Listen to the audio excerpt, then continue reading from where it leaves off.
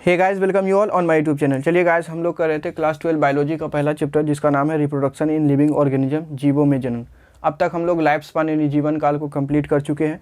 लैंगिक जनन और अलैंगिक जनन क्या होता है वो देख चुके हैं। अलैंगिक जनन को कंप्लीट कर चुके हैं, लेकिन एक पार्ट बच गया था जिसका नाम है कायिक जनन या कायिक प्रावर्धन, जिसको इंग्लिश में बोलते हैं वेजिटेटिव रिप्रोडक्शन। ये लास्ट पार्ट है, छठा पार्ट है। इसके बाद ये टॉपिक समाप्त हो जाएगा। तो इस वीडियो में कंप्लीट कर दिया जाएगा कायिक जनन। सबसे पहले देखते हैं कायिक जनन होता क्या है। तो दरअसल जब हम लोग पेड़ पौधों में जनन की बात करते हैं उसे ही कायिक जनन या कायिक प्रावर्धन कहते हैं। तो पौधों में जनन कायिक जनन या कायिक प्रावर्धन कहलाता है।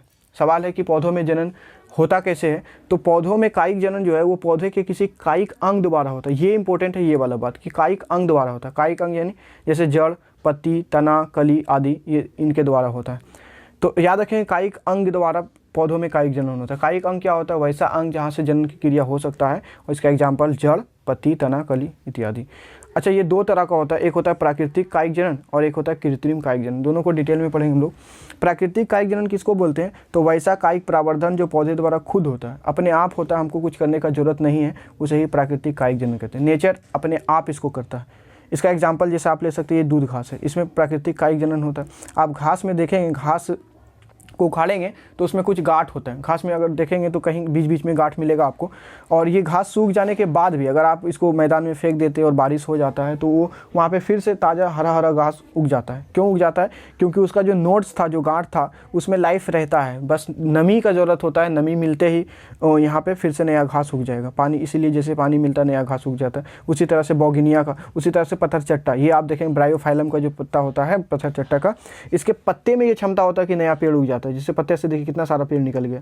ये पत्ते में जब नमी मिलता है तो ये नया पेड़ उग जाता है। उसी तरह से आलू आप देखेंगे, आलू इसका एग्जाम्पल है। आलू को आप नमी में रख देंगे, मिट्टी में रख देंगे तो नया आलू का गाछ वहाँ से उत्पन्न हो जाता है। ये सब क्या है? ये सभी प्राकृतिक कायिक जनन का उदाहरण है, जो कि तना से हो सकता है, जो कि पत्ती से हो सकता है, जो कि जड़ से हो सकता है, कहीं से हो सकता है। हम लोग देखते हैं प्राकृतिक कायिक जनन के कितने प्रकार होते हैं। तो प्राकृतिक कायिक प्रावर्धन जो है उसके बेसिकली दो प्रकार होते हैं। प्राकृतिक कायिक जनन नहीं, प्राकृतिक कायिक जनन के तो चार तरह से होते हैं। पहला भूमिगत तना द्वारा, बाय अंडरग्राउंड स्टीम।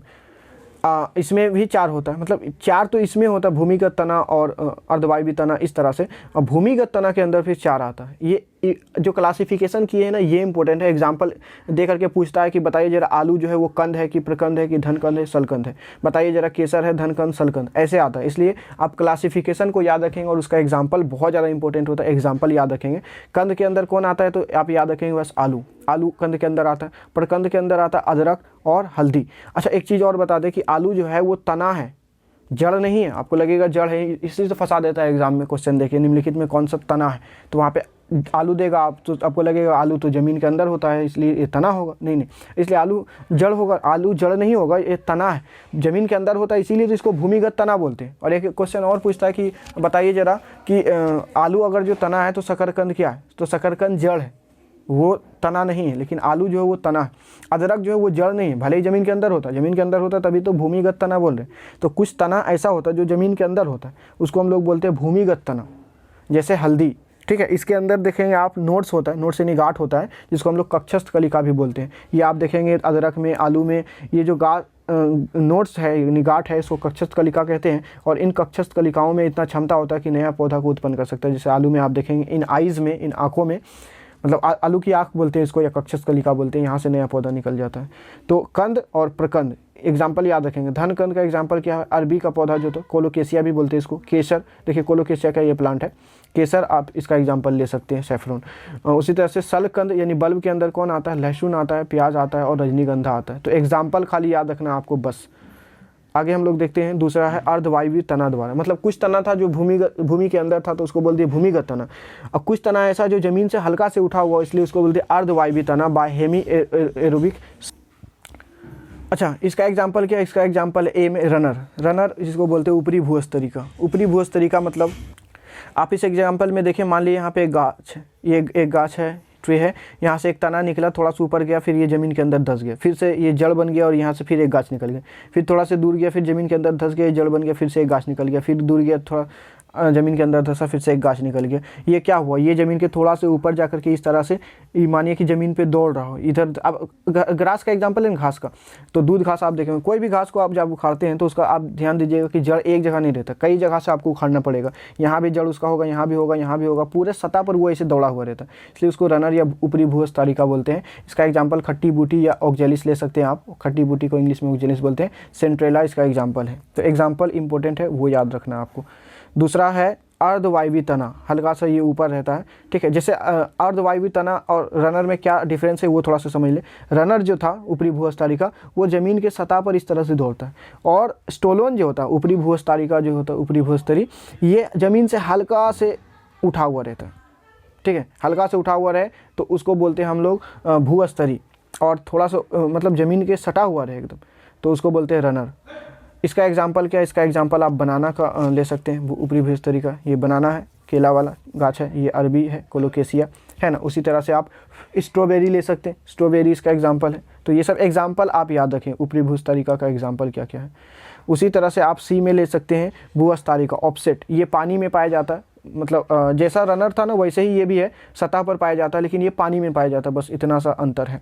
और इसका सबसे बेस्ट एग्जांपल है वो है जलकुंभी, वाटर हाइसिंथ इंग्लिश में इसको बोलते हैं। और जलकुंभी के बारे में क्वेश्चन क्या आता है कि निम्नलिखित में किसे बंगाल का आतंक कहते हैं, तो बंगाल का आतंक भी इसी को कहते हैं।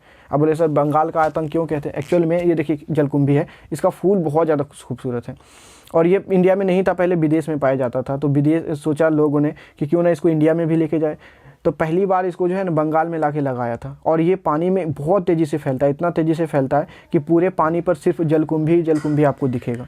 इसका खतरा क्या था पता है, खतरा ये था कि ये पानी के अंदर अब बहुत तेज़ी से फैल रहा है, तो इसको ऑक्सीजन चाहिए, और ये पानी के अंदर से ऑक्सीजन को खींच लेता है। जब पानी के अंदर से ऑक्सीजन को खींच लेगा तो पानी में रह रहे जीव जंतु जो भी है, तो उसको तो ऑक्सीजन मिल नहीं पाएगा। जब उसको ऑक्सीजन नहीं मिल पाएगा तो वो मरने लगेगा, और ऐसा होता है जहाँ पे भी ये जलकुंभी पाया जाएगा वहाँ का जीव जंतु पानी में मर जाएगा।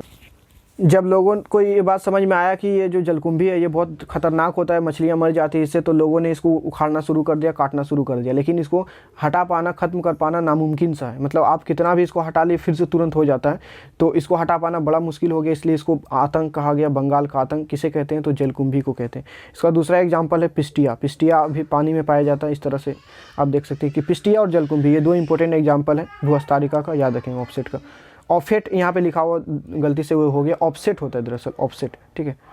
अगला देखते हैं जड़ द्वारा। जड़ द्वारा भी कायिक परावर्धन होता है। आप इसका एग्जांपल ले सकते हैं शकरकंद। हम पहले ही बोल दिए थे कि आलू जो है वो तना है, लेकिन शकरकंद जो है वो जड़ है। सत्तावर का ट्री ले सकते हैं, डहेलिया ले सकते हैं, ये सब क्या है, जड़ द्वारा इसमें होता है। पत्ती द्वारा किस में होता है, तो पत्ती द्वारा होता है कोलेंचो। एक सबसे इंपॉर्टेंट एग्जांपल आपको याद रखना, पत्थर चट्टा, ब्रायोफाइलम भी कहते हैं। इसके पत्ती में इतना क्षमता होता है कि नए नए पौधा को ये फेवरेबल कंडीशन यानी अनुकूल स्थिति में उगा सकता है। अनुकूल स्थिति मतलब जहाँ पे पानी अच्छा मात्रा में हो, थोड़ा नमी हो, पानी हो, मिट्टी हो, तो वहाँ पे ये उग सकता है नया पौधा।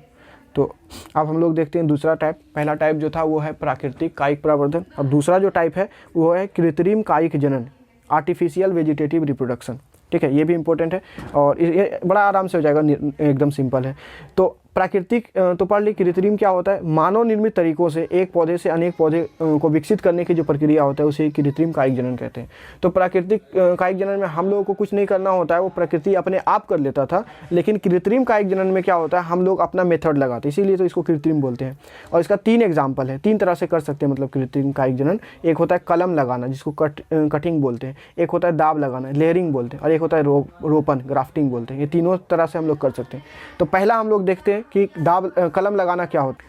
तो कलम लगाना जिसको कटिंग भी कहते हैं, वो क्या होता है, तेज धार वाले चाकू से पौधे के किसी हिस्से को काट लिया जाता है ताकि उसे दूसरी जगह लगाया जा सके। अक्सर आप देखे होंगे, जैसे ये गुलाब का पौधा, गुलाब के पौधा का एक डाली काट लिया और इस डाली को जहाँ पे भी लगा देगा नया गुलाब का पौधा हो जाएगा। अमरूद का पौधा रहता है तो अमरूद के पौधे का एक डाली काट लिया जाता है और उसको जहाँ पे लगा दिया जाएगा वहाँ पे नया पौधा हो जाता है। तो कलम लगाना सिंपली आप जानते हैं कि कोई डाली का कोई हिस्सा काट लेते हैं और उसको जहाँ पे लगाते हैं फिर नया पौधा हो जाता है। लेकिन हाँ, एक बात याद रखें कि उसमें पत्तियाँ होना बहुत जरूरी है। आप जिस डाली को भी काट रहे हैं उसमें पत्ती नहीं रहेगा तो प्रकाश संश्लेषण नहीं हो पाएगा, तो फिर वो गाछ मर जाएगा, ठीक है। इसका एग्जांपल याद रखेंगे, बोगनविलिया, क्रिसैंथेमम, अंगूर, गन्ना, केला, कैक्टस, ठीक है। ये सब एग्जांपल किसका है, ये सब एग्जांपल है कलम लगाने वाले का, ठीक है। आगे हम लोग देख लेते हैं। दूसरा है अब दाब लगाना। दाब लगाना लेयरिंग, आप इसको समझ सकते हैं। जैसे कि मानिए यहाँ पे एक प्लांट है, इसके डाली को नीचे झुका करके ज़मीन में ऐसा गाड़ दिया जाता है और ऊपर का हिस्सा थोड़ा सा ऊपर ही रहे, ठीक है। तो तना जो तना रहता है उसको ज़मीन के अंदर दाब देंगे, मट्टी से ढक देंगे और थोड़ा सा ऊपर वाला हिस्सा छूट जाएगा। थोड़ा देर बाद देखेंगे आप तना आगे बढ़ा, फिर ये नीचे दब गया और यहाँ पे आप देखेंगे कि नया जड़ हो गया और ये ऊपर चला गया, फिर ऊपर गया, ये तना आया यहाँ पे और नया पेड़ हो गया। आप इसको बरगद वाला एग्जांपल अच्छा से ले सकते हैं। बरगद में आप देखते हैं ऊपर से तना आता है, यहाँ नीचे धस जाता है, फिर कुछ दूर जाके वो निकल जाता है और ऐसे करते हुए कई सारा पेड़ हो जाता है। इसका एग्जांपल आप जास्मीन ले सकते हैं, जास्मीन का पेड़ है। जैसे स्ट्रॉबेरी ले सकते हैं, नींबू ले सकते हैं, रासबेरी ले सकते हैं, अमरूद ले सकते हैं और बोगनविलिया, ये सब एग्जाम्पल है दाब लगाने का। दाब लगाने का सिंपली मतलब है डाली को नीचे झुका के ज़मीन में गाड़ दो, यहाँ पे ये नया जड़ हो जाएगा, नया पौधा हो जाएगा। फिर कुछ देर बाद डाली को निकाल के ज़मीन में गाड़ दो, नया जड़ नया पौधा, नया जड़ नया पौधा। इस तरह से दाब लगाने का प्रोसेस चलता है। रोपण क्या है? रोपण ऐसा प्रक्रिया है जिसमें दो अलग अलग पौधे के तने को लाते हैं। इसमें हो सकता है एक घटिया किस्म का, एक अच्छा किस्म का, लेकिन हम चाहते हैं कि एक अच्छा किस्म का पौधा बने। तो दो पौधे के तने को लाते, दो अलग अलग पौधे के तने को, उसको इस तरह से अरेंज किया जाता है, इस तरह से उसको बांध दिया जाता है कि एक पेड़ बन जाता है। और ये अब जब उगेगा तो एक पेड़ हो जाएगा। मानिए कि अमरूद का पेड़ है और पपीता का है, तो पपीता और अमरूद, या अमरूद का पेड़ है, आम का पेड़ है, दोनों एक साथ अगर उस डाली को इस तरह से बांध दे कि एक पेड़ लगे तो एक ही गाछ हो जाएगा, या तो अमरूद का या आम का हो जाएगा। इसका एग्जांपल केला, आप केला में ऐसा कर सकते हैं, अनानास में कर सकते हैं, ऑरेंज अंगूर में कर सकते हैं, गुलाब में कर सकते हैं। ये सब इंपॉर्टेंट एग्जाम्पल है दाब लगाने का, रोपण का। अच्छा, और करते हैं जो कि है उत्तक संवर्धन। दरअसल उत्तक संवर्धन या सूक्ष्म परावर्धन जो है, ये भी कायिक जनन का ही भाग है। कायिक जनन में भी आता है, आर्टिफिशियल में, कृत्रिम कायिक जनन है। लेकिन अभी तक हम लोग समझिए कि कंप्लीट कर चुके हैं कि कृत्रिम कायिक जनन किसे कहते हैं। अब हम लोग एक और अलग से क्वेश्चन देख लेते हैं, ये थोड़ा अलग है, ठीक है। तो उत्तक संवर्धन या टिश्यू कल्चर किसे कहते हैं, हॉर्टिकल्चर, ये क्वेश्चन ही अलग है। तो ये पौधे के अलैंगिक जनन का एक विधि है जिसमें पौधे के उत्तक को निकाल कर कृत्रिम माध्यम में रख कर नया पौधा बनाया जाता है। जैसे आप देखें कि ये गाजर है, तो गाजर का आप एक छोटा सा टुकड़ा काट लेंगे, छोटा सा टुकड़ा काट करके आप एक उसको कृत्रिम पोषण माध्यम में रखेंगे। कृत्रिम पोषण माध्यम का मतलब ये होता है जहाँ पे इस गाजर को बढ़ने के लिए उत्तम माध्यम दिया जाएगा, यानी कि हार्मोन वगैरह यहाँ पे होगा। अब देखेंगे कि इस गाजर का जो हम उत्तक काटें वो उत्तक बढ़ने लगेगा, धीरे धीरे काफ़ी बढ़ जाएगा, तो उसको कैलस बोलेंगे। ये कैलस और बढ़ेगा, इसको हार्मोन में रख देते हैं। हार्मोन में रखने से ये कैलस बहुत ज़्यादा बढ़ता है। फिर इसके एक एक गाछ को, एक एक पत्ती को हटा हटा के अलग अलग रख देंगे और अलग अलग कई नए पौधे का निर्माण हो जाएगा। इसे ही उत्तक संवर्धन कहते हैं। इसका इंपॉर्टेंस बहुत ज़्यादा है। आपको एक साथ में हज़ारों पौधा चाहिए, तो 1000 पौधा उगा पाना बड़ा मुश्किल टास्क है। लेकिन उत्तक संवर्धन के माध्यम से आप हज़ारों पौधा एक छोटे से बक्से में, छोटे से बॉक्स यानी डब्बे में उगा सकते हैं। ये बहुत ज़्यादा इंपॉर्टेंट होता है। तो ये अलग क्वेश्चन था, इंपॉर्टेंट क्वेश्चन था उत्तक संवर्धन। आगे हम लोग देख लेते हैं एक और क्वेश्चन, ये लास्ट होगा इस चैप्टर का। चैप्टर का नहीं, ये इस टॉपिक का, इस वीडियो का लास्ट क्वेश्चन है। उत्तक संवर्धन के क्या लाभ है, उत्तक संवर्धन के क्या फ़ायदे हैं वो देखते हैं। तो इसका निम्नलिखित 3 फ़ायदा है। पहला है उत्तक संवर्धन बहुत तेज तकनीक है। आप उत्तक संवर्धन से बहुत फास्ट पौधे बना सकते हैं, पौधे निर्मित कर सकते हैं कुछ ही हफ्तों में, और कुछ ही पौधों की मदद से हज़ारों पौधे उगाए जा सकते हैं। कुछ हफ्ते में कुछ ही पौधों की मदद से हज़ारों पौधे उग रहे हैं, तो बहुत फास्ट तो हो गया ना। उत्तक संवर्धन से उत्पन्न पौधे रोग मुक्त होते हैं, यानी इसमें कोई भी तरह का कोई रोग नहीं रहेगा, रोग मुक्त रहते हैं। चाहे मौसम कैसा भी हो, उत्तक संवर्धन की मदद से हर वर्ष पूरे वर्ष पौधे उगाए जा सकते हैं। आप देखे होंगे कि कुछ पौधे ऐसे होते हैं जो ठंड में बढ़ेगा, जैसे आप देखेंगे बेदाना का जो गाछ होता है, आप देखेंगे सेव का जो गाछ होता है, ये सब गाछ सिर्फ ठंड में बढ़ते हैं। लेकिन उत्तक संवर्धन के माध्यम से आप इसे पूरे साल उगा सकते हैं। नए पौधे उगाने के लिए बहुत कम जगह की आवश्यकता होती है। आपको 1000 पेड़ उगाना है तो आपके लिए बहुत बड़ा ज़मीन की ज़रूरत है, बहुत बड़ा भूभाग का ज़रूरत है। लेकिन आप एक छोटे से बॉक्स में अगर 1000 पौधा उगा पाएँ तो इससे अच्छा मेथड क्या होगा। आप देखिए, एक दिन में लाखों पौधों का ज़रूरत अगर है तो उसको पूरा किया जा सकता है उत्तक संवर्धन की मदद से। छोटे से कमरे में वो लाखों पौधे उगाए जा सकते हैं। उत्तक संवर्धन के इतने फ़ायदे हैं।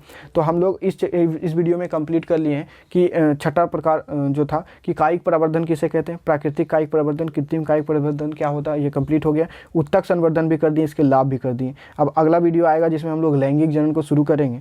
तो इस वीडियो में यहीं तक रखते हैं। अगर आपको ये वीडियो पसंद आए तो लाइक, शेयर और इसको सब्सक्राइब कर दें। चलिए मिलते हैं अगले वीडियो में।